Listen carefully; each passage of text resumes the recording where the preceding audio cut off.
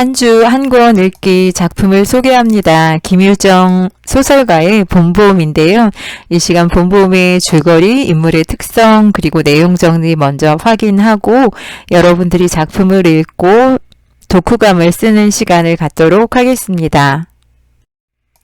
먼저 김유정 작가를 소개합니다. 김유정 작가는 1908년 2월 12일, 음력으로 1월 11일 강원도 춘천 신례마을에서 출생을 하는데요. 팔남매 중 7째로 태어납니다. 어려서부터 자주 횃배를 앓았다고도 하고 말더듬이로 알려져 있는데요. 휘문고고를 거쳐서 연희 전문에 입학을 하였지만 자주 결석을 해서 제적 처분을 받았다고 합니다. 그리고 고향이 비록 강원도 산골이었지만 그의 집안이 지주였기 때문에 서울에 100여 칸 되는 집이 있을 정도로 부유한 집안에서 출생했다고 하는데요. 그렇지만 7살 때 어머니를 여의고 9살 때 아버지를 여인 뒤에 집안을 관리하던 큰형의 방탕한 생활로 인해서 가세가 기울었다고 합니다. 1935년 소설 소낙비가 신춘문예에 당선되어 문단에 데뷔를 하는데요. 이상과 특별히 각별한 관계를 유지하였다고 합니다. 폐결핵에 시달리면서 29세의 일기로 유절하기까지 30여 편에 가까운 작품을 남기게 됩니다. 1937년 3월 29일에 생을 마감하는데요. 주로 농촌을 무대로 하는 작품들이 있는데 대표적인 작품으로 금 따는 콩밭, 봄봄, 동백꽃 따라지, 만무방 등의 작품이 있습니다. 먼저 간략하게 이 작품의 특징을 소개하도록 하겠습니다. 이 소설은 김유정 소설의 특징인 토속적이고 해학적인 성격이 잘 드러나고 있는 작품인데요. 봄봄에서는 특별히 어수룩한 나의 말투나 행동, 그리고 인물들의 과장되고 비정상적인 몸싸움, 높임 표현과 낮춤 표현이 혼재되어 드러나고 있습니다. 또한 비속어도 다양하게 드러나고 있고 사투리도 여러 가지 사용되고 있는데요. 이러한 말을 통해서 재미있게 표현을 하고 있습니다. 시점을 보자면 내가 주인공인 1인칭 주인공 시점으로 1930년대를 배경으로 강원도 산골에서 벌어지는 순박한 머슴과 교활한 장인 사이의 갈등이 재미있게 드러나고 있는데요. 구성 방식을 보자면 시간 순서가 뒤섞여 있는 역순행적 구성 방식입니다. 이 때문에 학생들이 줄거리 파악을 상당히 힘들어 하는데요. 제목 같은 경우도 보면 봄봄 해서 봄을 2번 강조하고 있습니다. 봄 그러면 만물이 성장하고 그리고 청춘 남녀가 사랑에 막 눈을 뜨는 또는 사랑이 무르익는 시간이라고 할 수 있는데요. 이렇게 봄이 되풀이되는 것을 강조하고 또 나와 장인의 성례를 둘러싼 갈등이 이렇게 봄이 되면 되풀이되고 앞으로도 몇 년 동안은 되풀이되지 않을까라는 것을 이제 암시하고 있는 제목이라고 할 수 있습니다. 간략하게 줄거리를 소개합니다. 여러분이 직접 읽고 줄거리를 정리해 보시기 바랍니다. 주인공 나는 점순이와 혼례를 올리기로 하고 3년 7개월간이나 대가 없이 머슴 일을 해주고 있습니다. 교활한 장인은 점순이의 키가 덜 자랐다는 핑계로 성례를 계속해서 미루게 됩니다. 그저께 화전밭에서 밭을 갈고 있는데 점심을 이곤 점순이가 밤낮 일만 하다 말 테냐고 핀잔을 주면서 나는 어제 물을 붓다가 배가 아프다는 핑계로 성례를 시켜달라고 합니다. 이렇게 따지면서 구장에게로 가서 억울함을 호소하고 중재를 요청하는데요. 하지만 구장은 마름인 장인의 편을 들어서 나를 협박하고 회유해서 나는 결국 다시 일을 하러 갑니다. 어젯밤 뭉텐의 맛을 가서 뭉텐의 부추김을 듣게 되는데요.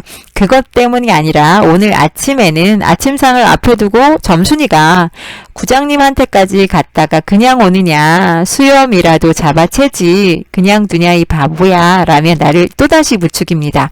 이 말에 나는 다시 아침을 먹고 배가 아프다고 꾀병을 부리게 되는데요. 이런 꾀병은 작년에도 역시 있었습니다. 이 일로 인해서 장인과 나는 비정상적인 격렬한 몸싸움을 벌이게 되는데요. 장인이 먼저 나의 바지가랑이를 단박 잡고 늘어지는 바람에 나는 거의 죽다 살아납니다. 이로 인해서 나도 똑같이 장인 어른의 바지가랑이를 잡아 짓궂게 당기게 되는데요.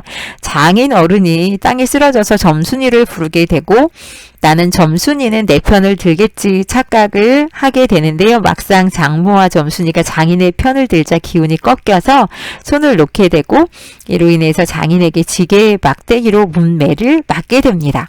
그러면서 장인 어른에게 내쫓길 것을 염려하게 되는데요. 교활한 장인은 나의 상처를 치료해주고 담배도 한 갑 사서 넣어주면서 올가리는 성례를 시켜줄 테니까 얼른 가서 콩밭이나 가르라고 합니다. 이 말에 나는 고마워서 다시 일터로 가서 일을 하게 되는데요.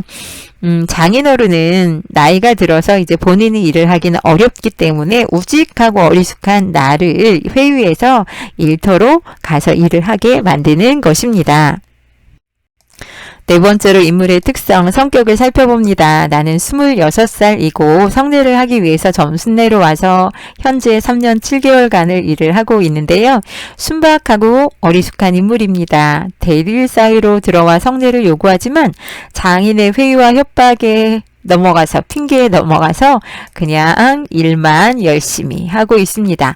장인은 점순이의 아버지로 이름이 봉필이지만 욕을 너무 많이 해서 동네 사람들로부터 욕필이라고 불리는 인물입니다. 교활하고 영악하고 욕심이 많아서 나를 3년 7개월간 부려먹고도 점순이와 성례를 시켜주지 않습니다. 혼례를 믿기로 해서 나를 계속해서 부려먹고 있는 인물입니다. 점순이는 나보다 10살이 아래인 16살인데요. 나보다 어리지만 오히려 어리숙한 나보다는 조금 더 당돌하고 야무진 인물입니다. 툭툭하게 생긴 시골 처녀인데요. 성례가 미뤄지자 나에게 적극적으로 나서서 행동하라고 부추기는 인물입니다. 간략하게 내용 정리 확인합니다. 갈래를 살펴보면 시대상 현대소설이고요. 1930년대 작품, 분량상 단편소설, 그리고 농촌소설이고 내용상 순수소설입니다. 성격은 토속적 시골의 정치가 잘 드러나고요. 다양한 요소를 통해서 웃음을 유발하는 해학적인 성격입니다. 시간적 배경은 1930년대 봄이고요. 공간적 배경은 강원도 산골의 농촌 마을입니다. 중심 소재는 제재는 성례를 둘러싼 나와 장인의 갈등이고요. 시점은 내가 드러나잖아요. 작품 속에. 그리고 내가 주인공입니다. 1인칭 주인공 시점이고요.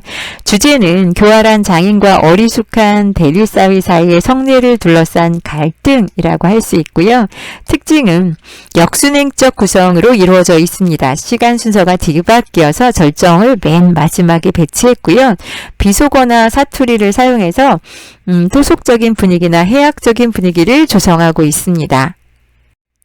그렇다면 작품을 읽고 독후감을 작성해 보는데요. 30년대 작품이라 잘 모르는 낱말이 많습니다. 처음에는 모르는 낱말 무시하고 쭉 읽어가면서 줄거리를 파악해보고 시간이 더 있다면 모르는 낱말도 한번 찾아보고 익혀두었으면 좋겠습니다. 두 번째는 자기가 직접 줄거리 그리고 등장인물의 성격을 정리해 보았으면 좋겠고 요즘의 사랑과 결혼 이야기와 비교해 볼 수 있다면 더 좋을 것 같습니다. 그리고 자신의 생각과 느낌을 적어 보시고요. 읽은 날짜, 도서명, 저자명을 먼저 쓰고 그리고 독서록에 최소 반쪽 이상 기재하면 좋을 것 같습니다. 마무리합니다. 김유정의 작품을 처음 읽을 때는 1930년대 작품이라 낯선 어휘로 인해서 상당히 당혹스러움을 느끼게 됩니다. 또한 역순행적 구성으로 인해서 줄거리 파악에 어려움을 느끼게 되는데요. 읽으면 읽을수록 사투리나 비속어 그리고 독특한 김유정만의 문체로 인해서 재미와 감칠맛을 느낄 수 있게 됩니다. 또한 어리숙한 주인공과 이에 비해 영악한 장인 간의 갈등은 웃음을 유발하게 되는데요. 봄봄과 동백꽃은 우연히도 주인공 나와 점순이라는 등장인물이 동일합니다. 그리고 봄이라는 계절적 배경도 동일하게 드러나고 있고요. 어리숙한 나의 성격 또한 동일하게 드러나고 있습니다. 또한 점순이 아버지가 마름인 것도 역시 같은데요. 이 작품은 1930년대 일제강점기를 배경으로 하고 있지만 궁핍한 현실로 인한 고통이 드러나기보다는 향토 공포적인 정서나 토속적인 어휘를 통해서 웃음을 유발하고 있는 작품입니다. 여러분이 여러 차례 읽으면서 김유정 작가의 독특한 문체나 독특한 특징을 직접 느껴봤으면 좋겠고요. 동백꽃 이미 읽어보셨을 거라고 생각합니다. 동백꽃, 봄봄, 만무방 정도는 여러분이 직접 읽고 내용을 파악해두면 많은 도움이 될 것입니다. 다음에 또 만나 뵙도록 하겠습니다. 감사합니다.